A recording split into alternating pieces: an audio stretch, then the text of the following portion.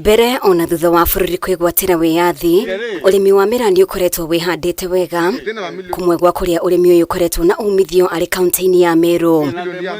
Joseph Muturia uria wanatungata ta mũmbunge wa Igembe nomwe wa aria meigwetagwo njoreni na urimi wa mira agitaririe uria urimi uyu ukoretwo utheremete kwa ihinda. Ni tukae pamoja, tuketi pamoja na tumuite Waziri Lentori, tumwelekeze katika vita ya kanda, tumwelekeze katika vita ya kutafuta masoko ya miraa kila mahali duniani, na mnaona anazunguka kila mahali. Nona gukiri uguo morito maria maumanite na utongoria muru riera riururia biashara na ugaruruku wa riera maya guthinikania urimi uyu.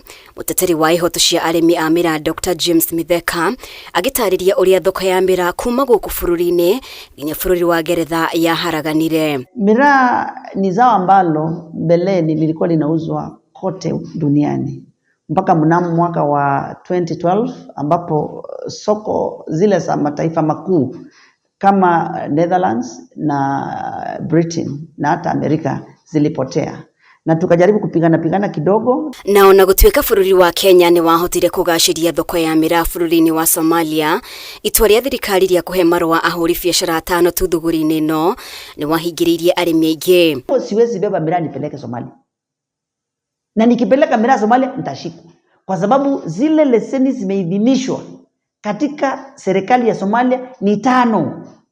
Zile zimeidhinishwa hapa Kenya ni 5, lakini ukienda kwa